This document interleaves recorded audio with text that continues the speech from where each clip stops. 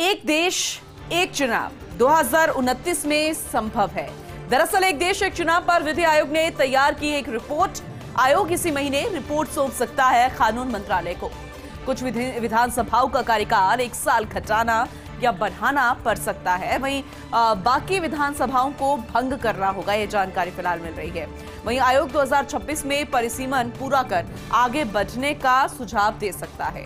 एक देश एक चुनाव के लिए राज्यों की सहमति अनिवार्य नहीं है। एक रिपोर्ट सामने आई है, उससे बहुत कुछ साफ हो गया है और 2029 में यह संभव है। एक देश एक चुनाव जिसकी मांग उठी थी और केंद्र सरकार ये चाहती थी, लेकिन सहमति नहीं बन पाई। लेकिन अब अन्य राज्यों की सहमति अनिवार्य नहीं है। जो एक रिपोर्ट तैयार की गई है, सुझाव जरूर लिए जाएंगे। देखना होगा उस पर सहमति असहमति किस तरीके से आती है। वहीं एक सवाल ये भी है, बात हम राजस्थान की करेंगे, क्योंकि वोटिंग और वोटिंग साथ हो पाएगा संभव। ये सवाल इसलिए क्योंकि चुनाव आयोग ने 23 नवंबर को राजस्थान प्रदेश में वोटिंग तय कर दी है और 23 नवंबर को देव उठनी 11वीं है, यानी कि अबूझ सावा। और इस दिन अबूझ सावा होने से पूरे प्रदेश भर में 45,000 शादियां होंगी और ऐसे में मतदान प्रतिशत गिरने की भी आशंका जताई जा रही है। जाहिर सी बात है, हर कोई शादियों में बिजी होगा। किसी की बेटी की शादी होगी तो किसी की बेटे की शादी होगी, कोई परिवार में शामिल होने के लिए जा रहा होगा जिसके घर में शादी है। तो ऐसे में वोटिंग प्रतिशत जो है वो गिर सकता है। कई लोगों ने चुनाव आयोग को टोल फ्री नंबर पर फोन करके इस बाबत जानकारी दी। मतदान की तारीख बदलने की मांग की गई है। अब देखना यह होगा कि इस पर फैसला लिया जा सकता है, क्योंकि ये स्पेशल डिमांड होगी और अगर इस सरकार की तरफ से या फिर अन्य पार्टियों की तरफ से अगर एक साथ डिमांड आती है तो हो सकता है, संभवतः हम कह रहे हैं, ये हो सकता है कि तारीख जो है वो आगे पीछे की जा सकती है।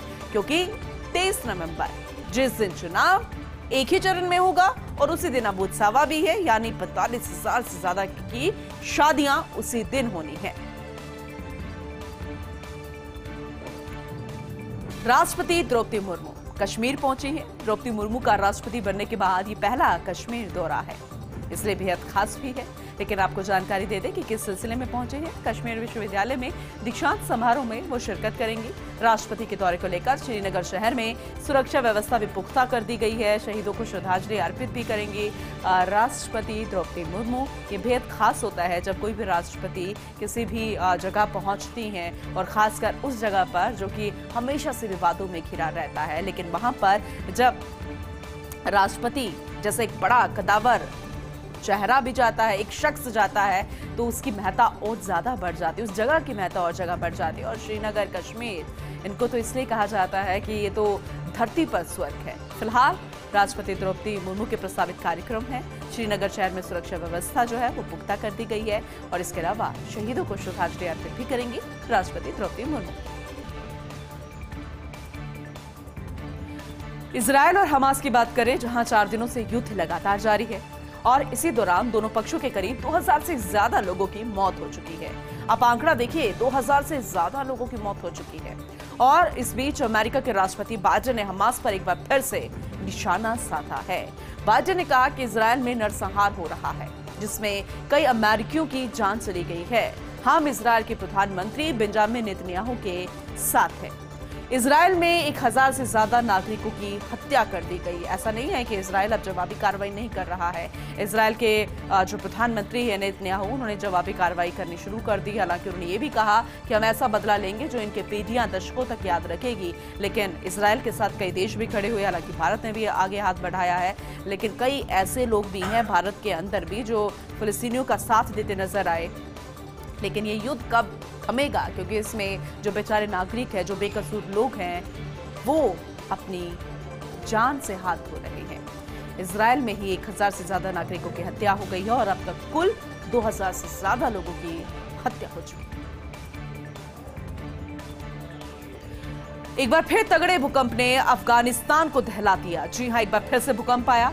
अफगानिस्तान में 6.3 तीव्रता का भूकंप रिकॉर्ड किया गया है। उत्तर पश्चिम अफगानिस्तान की तरफ जमीन से 10 किलोमीटर नीचे ये केंद्र रहा है, जो कि जानकारी मिल रही है। और अभी तक जानमाल के नुकसान की तो फिलहाल कोई खबर नहीं आई है, लेकिन इस भूकंप में बड़े नुकसान की आशंका जताई जा रही है। अभी तक कोई अपडेट नहीं है, लेकिन आशंका जरूर है, क्योंकि 4 दिन पहले ही ऐसे झटकों से 4000 लोगों की जान चली गई थी। शनिवार को 6.2 तीव्रता की भूकंप ने तबाही मचा दी थी। हेरात प्रांत में आए भूकंप ने 1000 से ज्यादा घर पूरे तरीके से तबाह हो चुके हैं और वो मंजर जो है वाकई में डराने वाला है। और एक बार फिर से अफगानिस्तान में जब भूकंप आया तो पूरी धरती वहां के हिल चुकी है। अभी तक कोई अपडेट नहीं मिला कि कितना नुकसान हुआ है, लेकिन आशंका जरूर जताई जा रही है कि नुकसान जरूर हुआ। चलिए अब आपको एक महत्वपूर्ण जानकारी देते हैं। दरअसल भारत ने बीओपी स्थापित करने का फैसला लिया है। पाकिस्तान और बांग्लादेश के साथ लगती सीमाओं पर 509 बीओपी स्थापित होगी। इनके निर्माण से सीमा पार से अपराधियों और आतंकियों की घुसपैठ रोकने, सीमा के उल्लंघन और अतिक्रमण जैसी गतिविधियों पर नकेल कसी जा सकेगी। स्वीकृत योजना के तहत 383 चौकियां बनेंगी भारत और बांग्लादेश सीमा पर और 126 भारत पाकिस्तान सीमा पर बनाई जानी है। फिलहाल ये जानकारी मिल रही है, बीओपी बननी है और 126 भारत पाकिस्तान सीमा पर भी बनाई जानी है।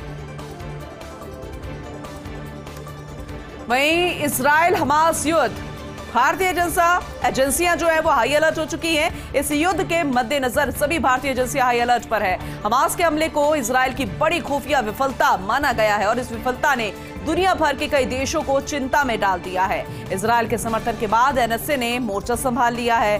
रो, इंटेलिजेंस, सीमा सुरक्षा बल सहित देश के कई सुरक्षा खुफिया एजेंसियों सहित आतंकवाद विरोधी कैंपेन को संभालने वाली एजेंसियों के प्रमुखों के साथ चर्चा की गई।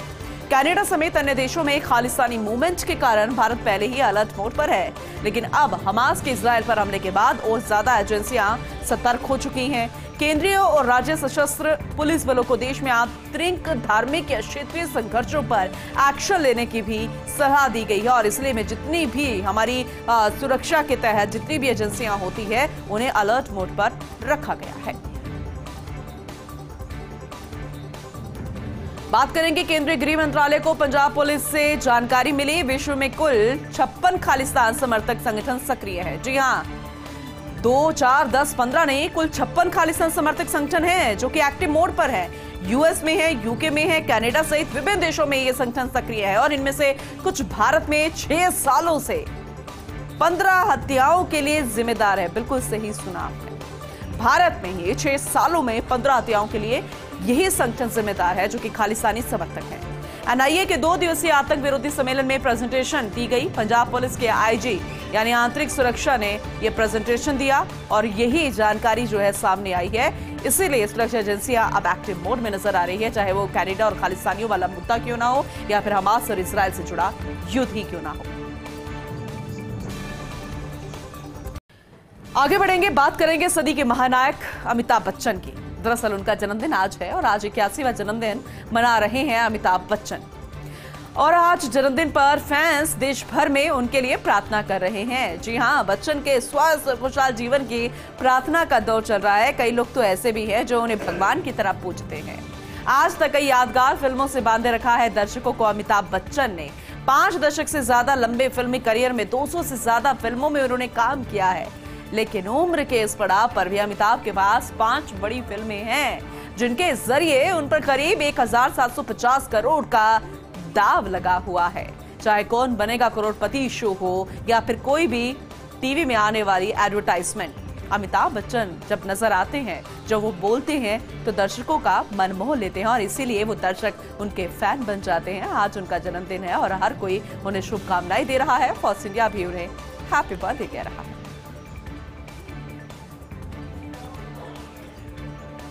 वहीं आईसीसी क्रिकेट वर्ल्ड कप 2023 विश्व कप में भारत का दूसरा मुकाबला आज है। दिल्ली में अफगानिस्तान से भारत की भिड़ंत होने वाली है। अरुण जेटली स्टेडियम में दोपहर 2 बजे से ये मुकाबला खेला जाएगा। ऑस्ट्रेलिया के खिलाफ पहले मैच में जीत के बाद भारत के हौसले जरूर बुलंद है, लेकिन अगर देखा जाए तो आने वाले मैच थोड़े से रिस्की है। अब अफगानिस्तान के खिलाफ 4 साल के बाद ये वनडे खेलेगी भारतीय टीम। 2019 के वर्ल्ड कप में आखिरी बार दोनों के बीच भिड़ंत हुई थी और टॉप ऑर्डर के कप्तान रोहित शर्मा, ईशान और अय्यर के पास मौका। तीनों बल्लेबाज ऑस्ट्रेलिया के खिलाफ खाता नहीं खोल पाए थे, लेकिन आज का मैच वाकई में बेहद खास है।